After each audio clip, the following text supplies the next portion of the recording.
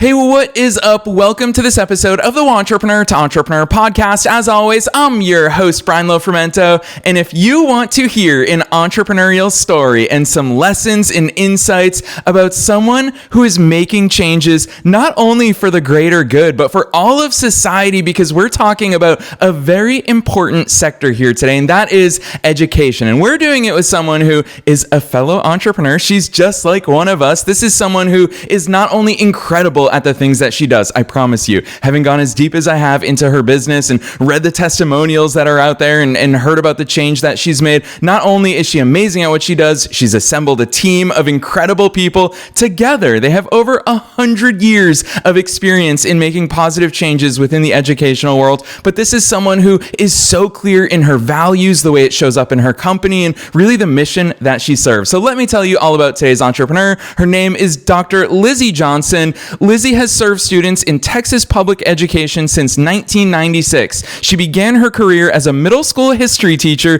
in Denton, Texas, and has served in multiple roles throughout her professional walk as an educator in rural, suburban, and urban districts throughout the state of Texas. The various positions and years of experience at the campus and district level have only prepared Dr. Johnson for this journey as the CEO of Transcend4, which is a company that provides support and guidance to school districts. Throughout all of her career, she has led many initiatives in the arena of forward thinking and future visioning work. These experiences led her to develop the collaborative visioning framework. We're definitely going to hear more about that in today's episode, to support organizations in their strategic future goals.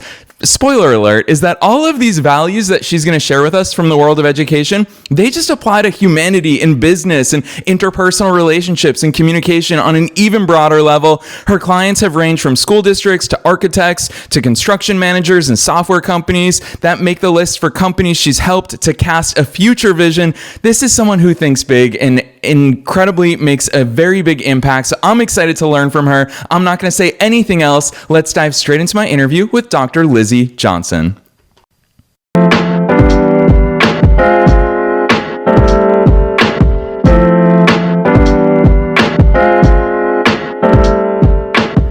All right, Lizzie, I'm so excited that you're here with us today. First things first, welcome to the show. Thank you, Brian. It's great to be here. Appreciate you asking me to come on and share some of my story. Heck yes, I am excited to go deep into that story, Lizzie. So I'm going to ask you to kick things off. Take us beyond the bio. You've done so many amazing things, and I love that. All roads led to an entrepreneurial journey. So who's Lizzie? How'd you start doing all these cool things? Okay, so one of the most important things to know about me is I was a child of poverty. And so we lived very much below the poverty line in my early childhood, from about birth to 10 years old. And so it just gave me a lot of hustle and grit and to understand that wasn't something I wanted to continue in my adult life. And so not only were we food insecure, but we were home insecure, and a lot of just outside pressures that contributed to some of that.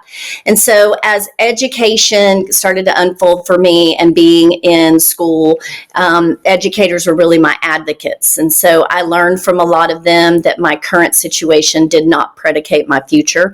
And they gave me the hope and inspiration I needed to know I could do anything. And so I went to college, didn't know anything about even applying for college, but had a great set of mentors and role models in that public ed space who really helped me to understand what that meant and helped guide me through that process. And so got to college, went to Texas Tech University in Lubbock, America, and got an undergrad there in history and a minor in public or in education. And then I went to teach, and I loved it. And I thought, this is it. I'm a teacher, and I love students, and I love public education.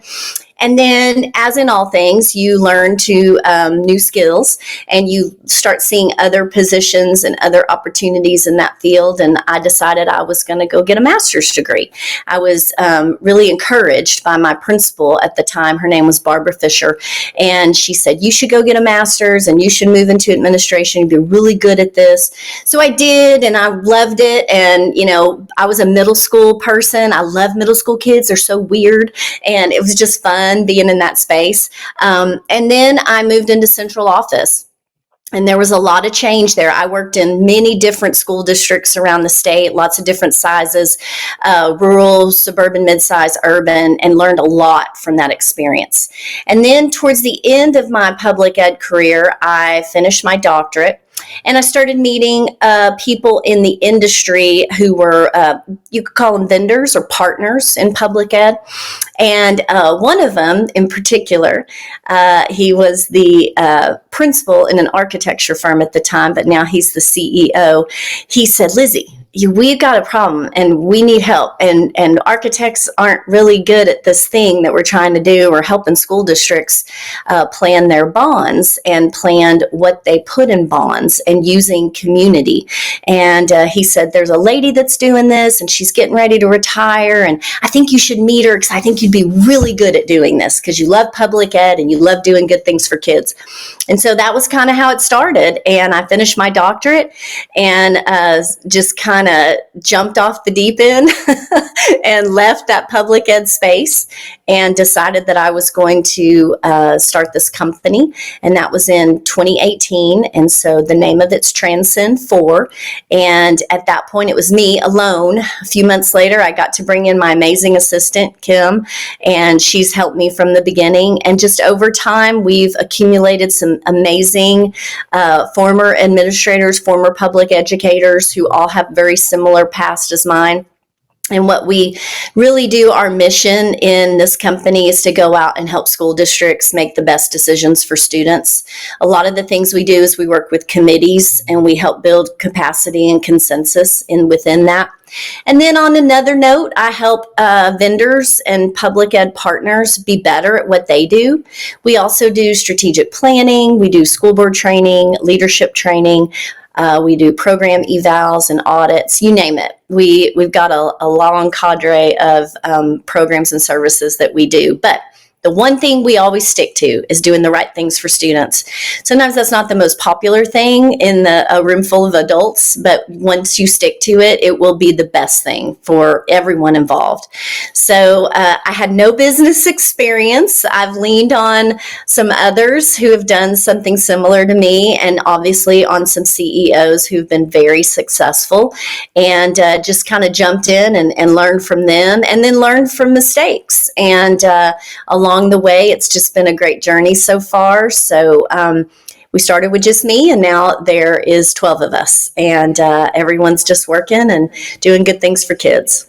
Yeah, I love that overview, Lizzie. You have immediately shown me why your work resonates so deeply with me personally. So I'm the son of an immigrant mom. I'm a first generation college student from my family. Neither of my parents went to college. And so for me, I also majored in economics and finance. And I think that when we talk economics, everyone wants to talk stock market. And I think every teenager who majored in economics, that's what we thought it would be. But yeah. I think, and we're not going to cross into politics today, but I will confess that what I've mostly been obsessed with when it comes to considering economic climates in a country is class mobility. Are there opportunities for people to grow and move upward? Which, Lizzie, I think both of our personal stories show that possibility. And at the root of it, of course, is education. And that's where the blanket statement I'd love to make, and I hope most people will agree with this, is that I think we all acknowledge the fact that education needs to improve. We owe it to kids. We owe it to future generations to have those opportunities available to them. But Lizzie, you are an action taker. You're not just someone who agreed with that statement. You actually took the plunge and you're part of the solution. You're part of the change.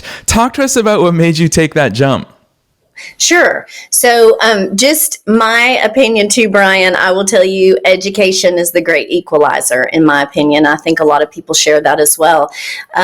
Everyone starts at the same place when you go into a school, and, you know, as much as you want to learn, it's all there to fill you up. And so, you know, I think that when I look back at this journey and just my whole life in general, it's been about discovery.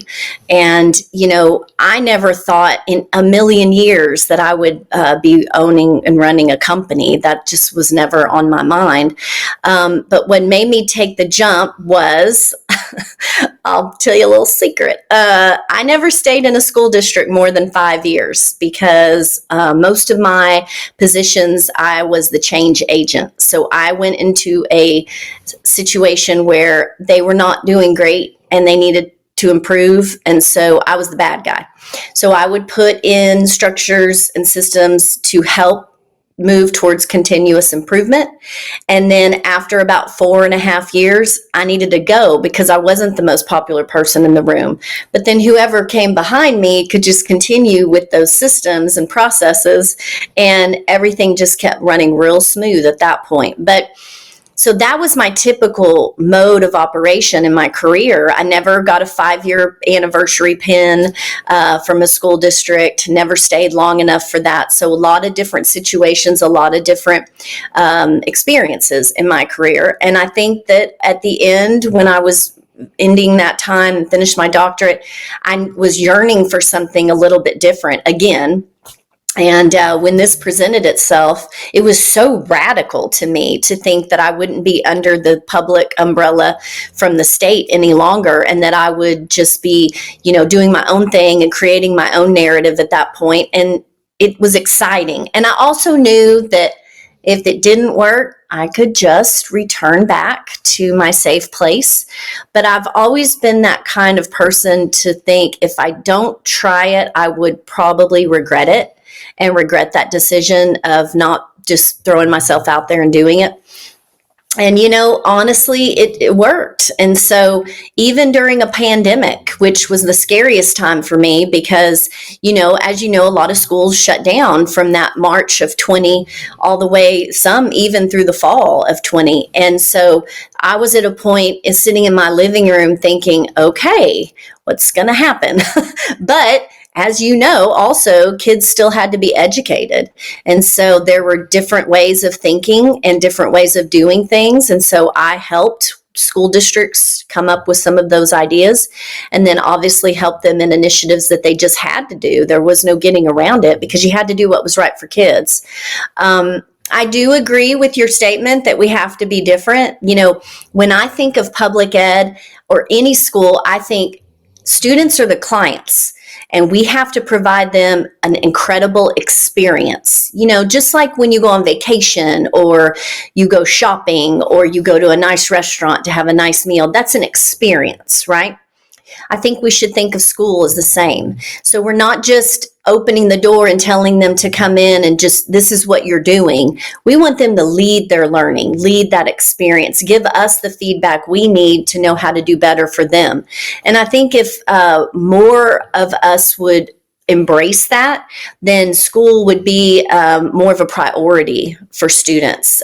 We have some great things going on in our public schools in Texas, and incredible things, not just great. I'm going to say it, they're incredible. And we are producing amazing students. But I always say there's a gap.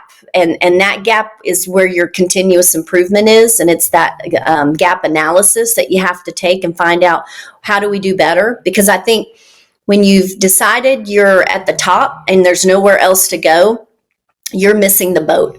There's always room to improve. There's always room to be better, especially when you're thinking about young learners and young citizens. Yeah, Lizzie, I'll tell you what, I love the fact that you injected that little backstory and the importance in your journey of you being that change agent inside so many schools that you were a part of. I think that it shows your slightly rebellious entrepreneurial DNA. Of course, that has always been a part of the way that you operate. It's something that I felt. I only had a quote unquote real job for 10 months of my life after graduation in the world of healthcare. And I questioned everything, Lizzie. If we were doing something, and I love technology, I was just like, why are we not automating this? Why can't we create a script that handles this? And so what I found though, Lizzie, and I hear this in so many entrepreneurial stories, is that those change agents, those pioneers, it's a hard sell sometimes. People don't want to change. And especially you work in an industry that has existed since the beginning of time, of course, education. What's that like? What's the reception like? Obviously, Transcend4 is doing amazing work, but I would imagine not everybody's comfortable with that sort of change.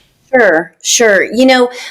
When we go into a school district to work with them, we always do a needs analysis. No matter what the project is, we sit down with the leaders and we talk about what are their needs, what are their hopes for the outcomes. And then we always tell them, some people are going to be uncomfortable. This is going to make some people in your organization, in your community, in your school board uncomfortable.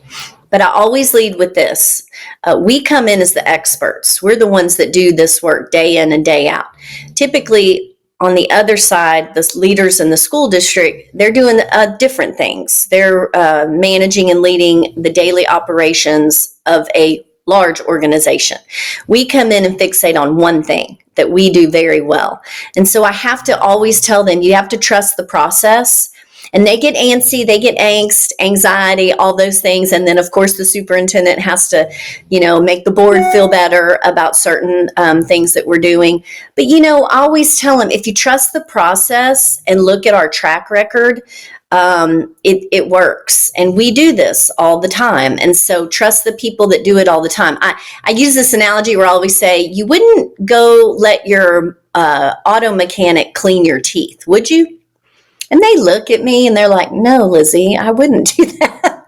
And I'm like, well, I'm the one that does this all the time, whether it's bonds or strategic planning or process auditing or whatever it might be. This is our work. Let us come in and do it and trust us that we're going to get the job done for you. I always say, when you work with a school district, students are very flexible and they embrace change.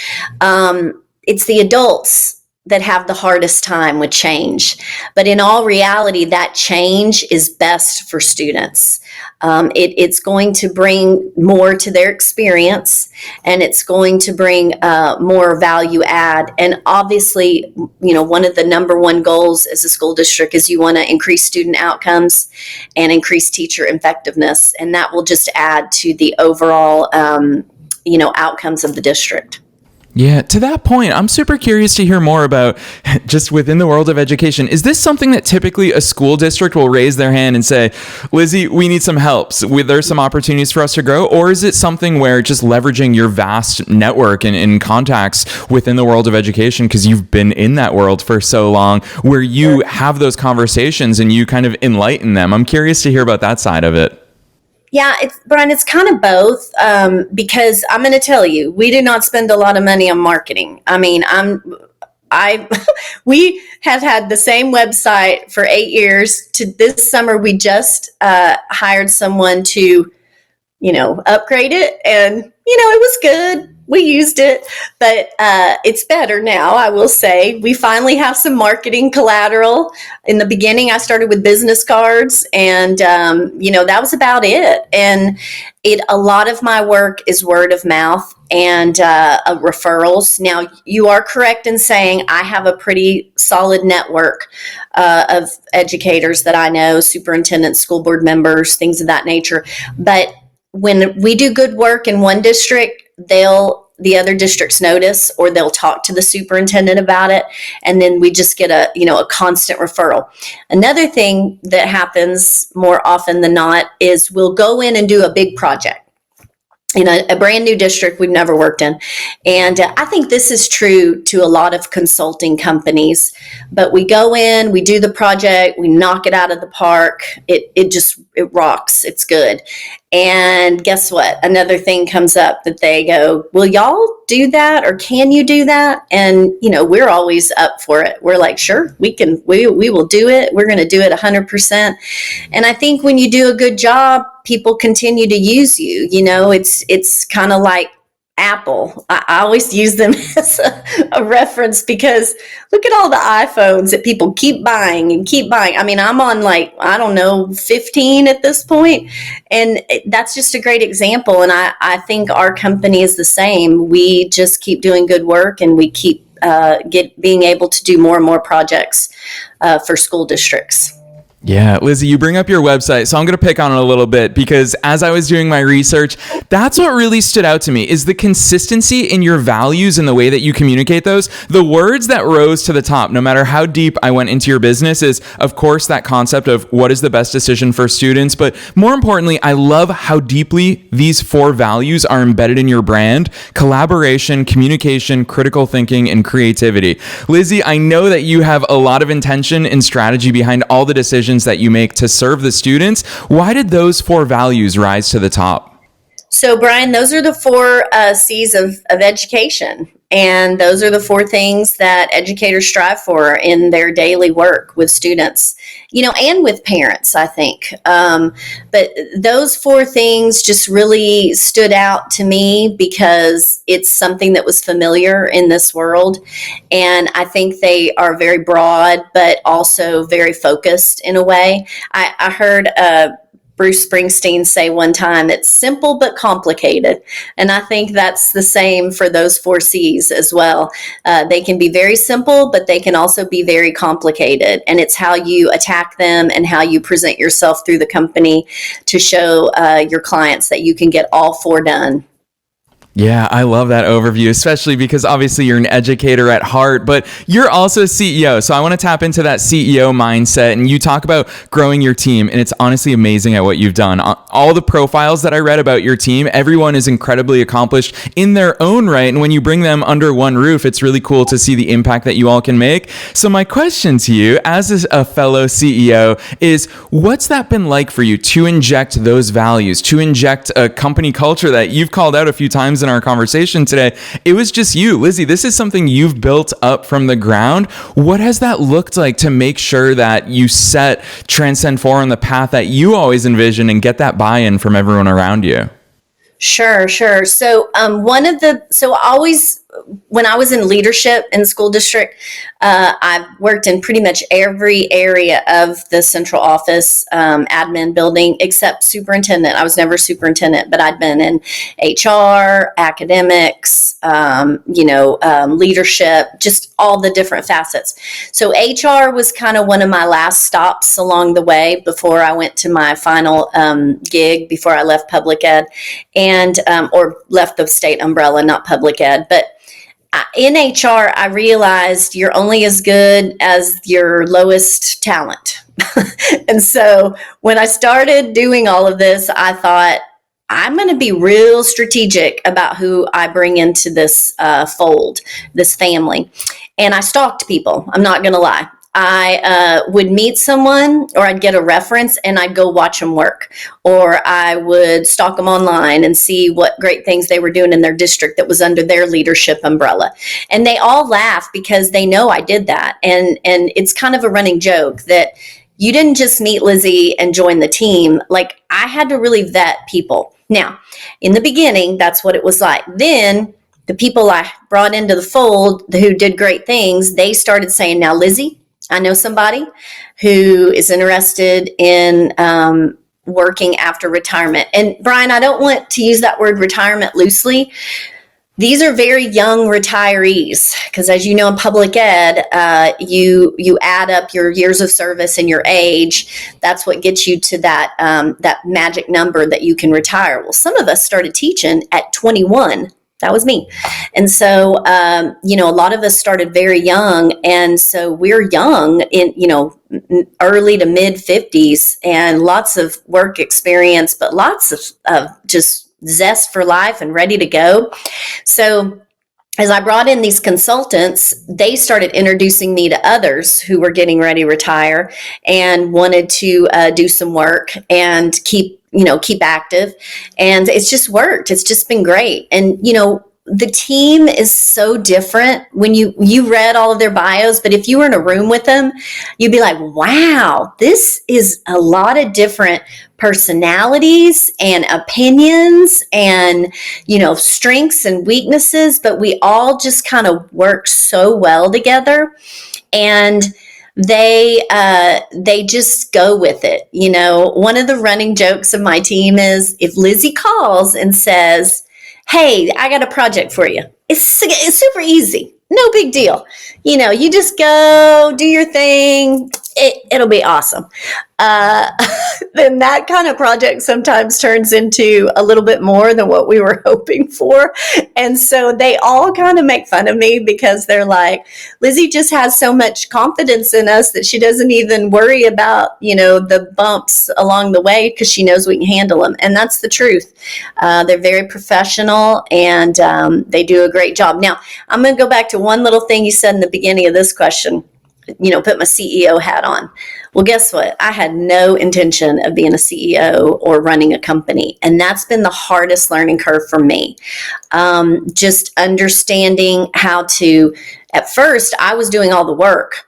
And over the past few years, I've started releasing that work and trying to lead more than actually be in the field, lead and, work to support and market the business. And not actually be in the work. That's been different for me. I'm still learning that, Brian. I'm still working on it.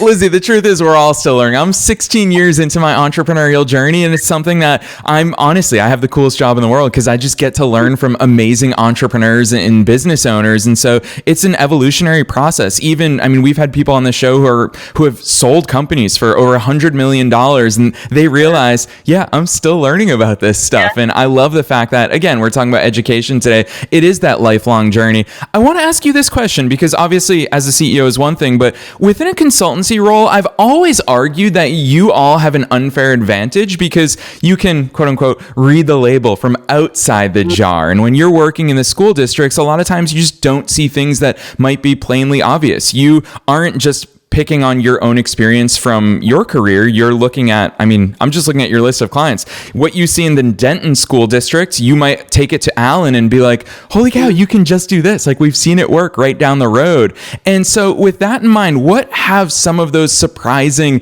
patterns or revelations or observations been now that you're on the outside looking in and gleaning from all that experience? Sure. So I think the biggest pattern is that when you meet educators, you're not meeting anyone who's in it for fortune and glory. These people are there. They were destined to be there. They love public ed. They love supporting students, and they love bringing communities together. And I wish that was more the public opinion than it's been skewed to be about public ed. But we aren't there to earn copious amounts of money and work 2 hours a day. Like, these people are in it because they believe in it and they want to see it succeed.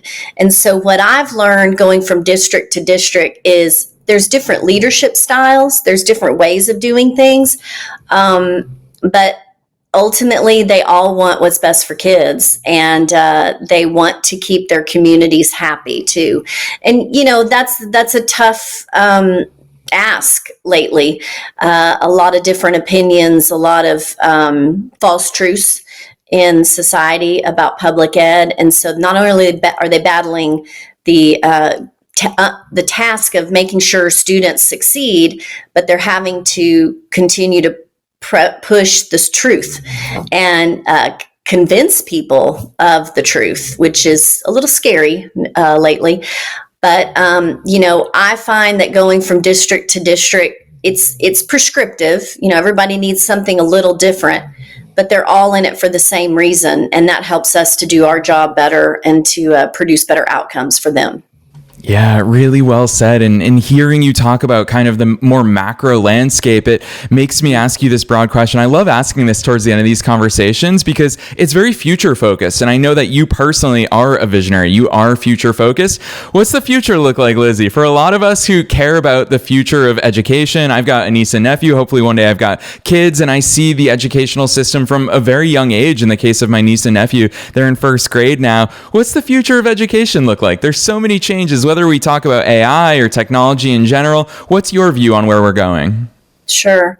So America needs public schools, first and foremost. And public schools are there to ensure that we produce citizens who understand how to be successful.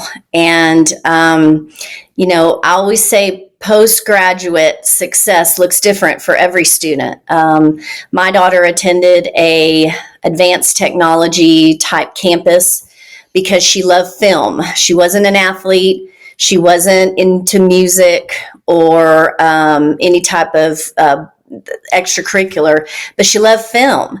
And she found a school in our school district that catered to her and had an AV pathway that she could work on her junior and senior year to prepare her to go to college and be in radio, television, and film as her major. And so I think that's the biggest thing about public schools today is people don't realize that they are catering to students. And doing those types of things is important because we want to continue to retain and really build our communities with our graduates. So when I was in leadership in an urban district, I used to ask my principals, what's your favorite day of the year? And they would say, the day we get out for Christmas or the first day of school or, whatever it might be. And I would tell them my favorite day of the year is graduation for a couple of reasons. The first is that's the only time a lot of our kids are ever going to really graduate from anything. And that's special. And some of them's first time they ever have a graduate in their family. The second thing is I would not picture friends and family in the audience. And I told my principals this.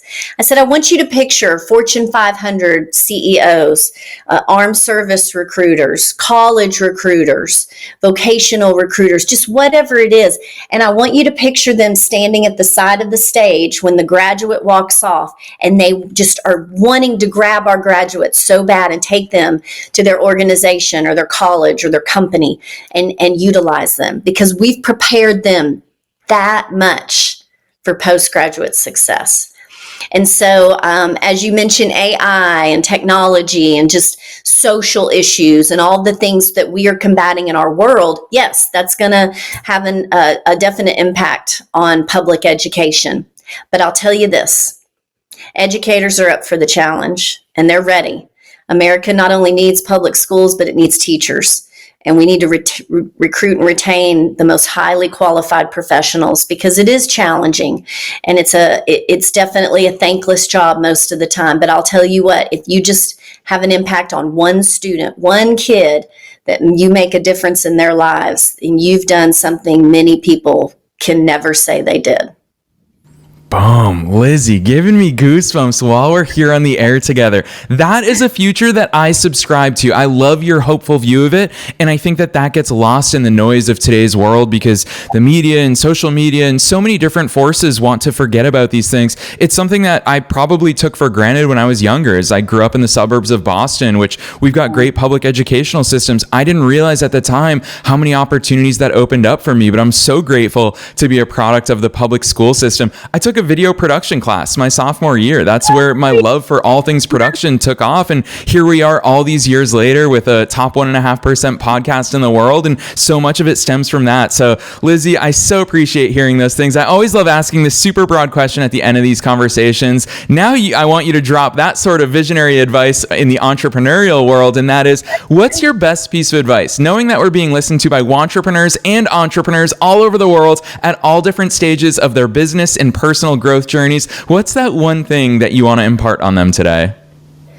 It's be you, be authentic. Never compromise yourself for a project or a gig, you might say. Always be yourself and follow your true north and your ethical compass in all the things that you do, and it will work out. Does that mean sometimes you have to turn down certain projects or certain opportunities? Yeah, and your gut will tell you which one isn't a good fit. It might mean turning down a paycheck, but in the end, that will serve you much better than if you were to do things that you know are not your authentic self in that space. And, I just think that's always what I lead. I know that's what I lead with and what our team leads with, that we're doing the best thing we can in all the ways we can in the most truest and ethical sense that we can. Yes, incredible advice for all of us listeners. I'm lumping myself in there here today. Lizzie, I'm so grateful for you sharing those words of wisdom and really sharing all of these things with us here today, because it's a hopeful view of the future, whether we're talking education, whether we're talking entrepreneurship. And I think that you're a perfect illustration of the two merging together, using entrepreneurship to solve society's problems. So I'm super grateful, not only for your wisdom, but the fact that you are one of those pioneers spearheading these changes changes in the world. So huge kudos to you. Now you owe us some links for people who want to check out all the great work that you and your team are up to. And whether someone works in education, or listeners, if you've got a kid who's in the public education world and you want to introduce their administrators, their principals, their superintendents to Lizzie, drop those links on us. Where should listeners go from here? Okay, well, our website is www.transcend4.com, the number 4. And then on X and Instagram and Facebook, we are at TCEND4, at TSend4. And those are all of our links, and those are also on our webpage as well. So that's where you can find us. Awesome. And Lizzie, we're going to make it as easy as possible. Listeners, you already know the drill. You don't have to memorize those links. We're dropping them down below in the show notes, no matter where it is you're tuning into today's episode. Lizzie's main business website, super easy, transcend4.com. You can click right on through from down below in the show notes. Otherwise, Lizzie, on behalf of myself and all the listeners worldwide, thanks so much for coming on the show today. Thanks, Brian. Appreciate you.